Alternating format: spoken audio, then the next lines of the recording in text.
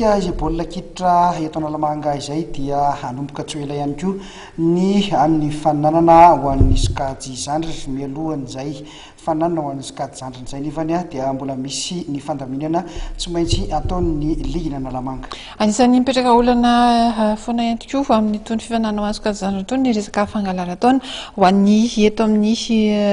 ny ligina Analamanga dia vita avokoa ny fanamarina taona ho an'ireo mpilalao Zandriny izay sokajiana ao amin'ny génération 2000 izany izay miaraka amin'ireo ekipa mifanina eo anivon'izay fiadina tomponakany ligina Analamanga izay fantatra ihany koa vaovaon'ny ligina Analamanga izay ihany fa dia nisy ny fanolorana fanamina izay nataon'ity liga ity ho an'ireo mpitsara baolina kitra eto Analamanga ihany. Raha nanomboka moa zany ny fifaninanan'ny liga tao anatin'ny efa-taonany tantaranay tamin'ny mata voalohany zany dia nisan'ny olana goavana tao ny resaka alataona. Ny tanjona nefa nisan'ny politika ary programman'ny liga ny manao an'ity resaka jeune ity zany hoe tsy maintsy manana an'le jeune ny ekipa ligue 1 dia tapitry ny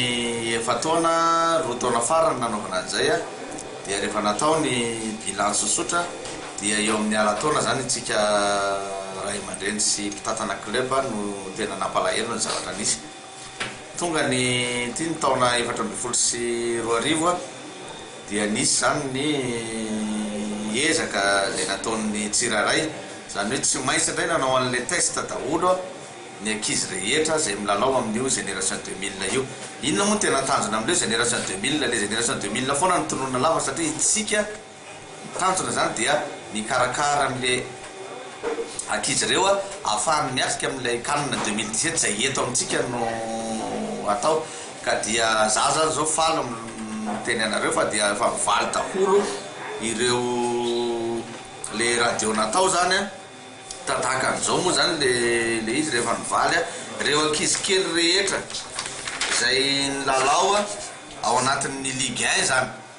dia manana dossier ohatr'izao avokoa ato anatin'ny ligue zany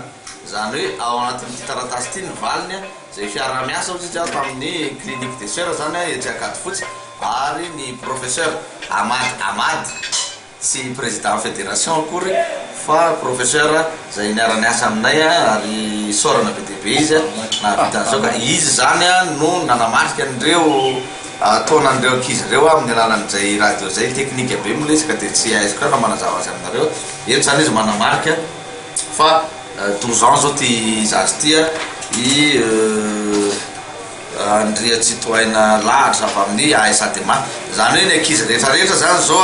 ato anivon'ny ligue Analamanga zay milalao anatin'ny ligue 1 na ligue 2 zay manana an'ireo dia efa mahazo matoky sika rehetrarehetra fa dia milamina tanteraka ny resaka taona aloha mety misy erreur kely varavety fa tsy ohatran'le teo ary maromaro ihany nefa nitratra efa any amin'ny 16 ans nisy 15 ans et demi nizoera satrasa ngamba tsy hotononoka eto fa dia ireny moa zany dia tsy afaka ny lalao intsony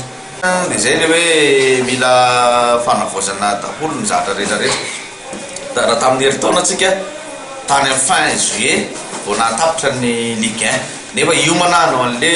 championnat national zany hoe fokely zany le fotoana nafahan'le club niomana ka zay nahatonga anay ho taperina tanteraka manitsaka kely herinandro fotsiny ny juillet zany dia ho tapitra tanteraka ny championnat Analamanga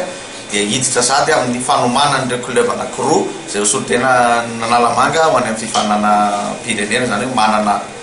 telo herinandro zany izy na efatra herinandro ahafahany miomana tsara eo amin'ny fifanana national. Misy an've le poule des as araka lazan'ny floa fédération na hoe tsy tokony isy ny poule des as ny règlement de compétition moa iny efa tsy maintsy alohan'ny anombohan'ny compétition no anasoniavany olona azy sy